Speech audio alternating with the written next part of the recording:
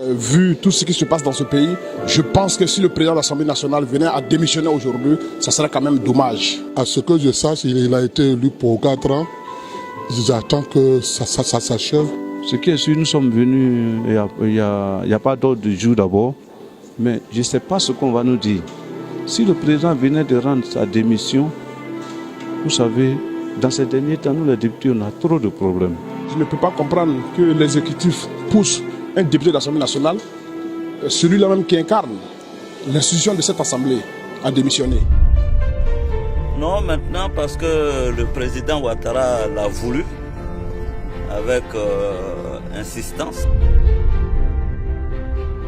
5 janvier, le président m'a reçu à sa demande et a souhaité que je milite au sein du RHDP. J'ai même expliqué au président que j'ai suivi un homme qui s'appelle Alassane Ouattara pour 3 raisons. La première, c'est parce que l'émotion de l'ivoirité, l'homme de gauche que je suis, n'a jamais admis qu'on ségrègue ou qu'on discrimine les citoyens. La deuxième raison, c'est qu'il a vécu aux États-Unis depuis l'âge de 20 ans, comme il dit. Donc pour moi, il ne pouvait qu'être imprégné, imbibé des valeurs de la démocratie et des libertés. La troisième raison, c'est que c'est un technocrate. Il a fait un PhD en économie. Donc pour moi, il avait un bon CV, le bon CV pour le faire. Monsieur le Président de l'Assemblée nationale. Il m'a dit, alors le congrès était très important et que si je ne me rendais pas au congrès, il serait contraint de me demander de rendre ma démission. Ce que j'ai acquiescé, sans hésitation d'ailleurs. Le 24 janvier, à nouveau le président me convoque. Il me demande à savoir si j'avais changé d'idée.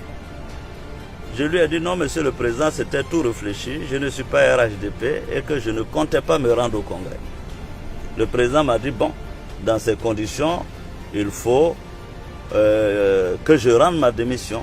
Je lui ai dit d'accord. Il ne restait que nous puissions nous mettre d'accord sur une date de démission.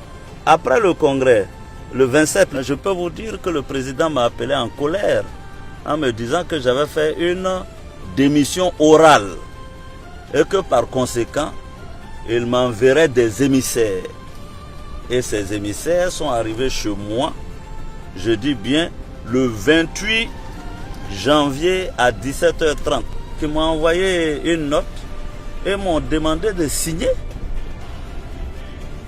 ma démission.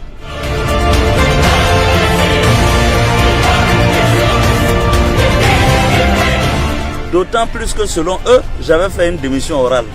Je leur ai dit, mais si j'ai fait une démission orale, je ne suis plus votre interlocuteur. On ne peut pas démissionner pour le même poste 2 fois. Je leur ai dit que j'allais appeler le président.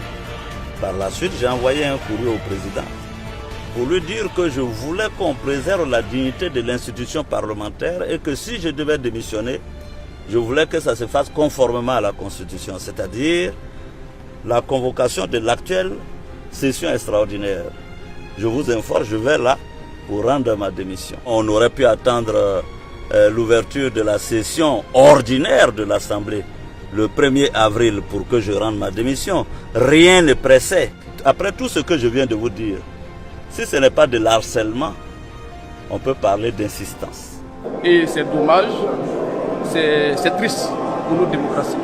Je pense que je suis en droit de dire que la Côte d'Ivoire a reculé de 30 ans. La démocratie a reculé. Mais nous prendrons quand même l'opinion nationale et internationale en témoin de ce qui se passe dans ce pays. Je pense que cette démission, nous avons tous compris, elle est là pour la paix en Côte d'Ivoire. J'ai le sentiment que nous sommes dans un état de non-droit.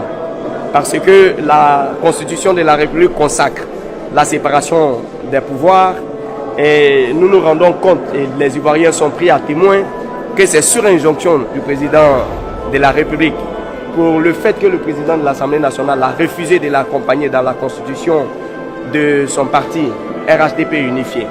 Parce que sa conviction ne l'y autorise pas.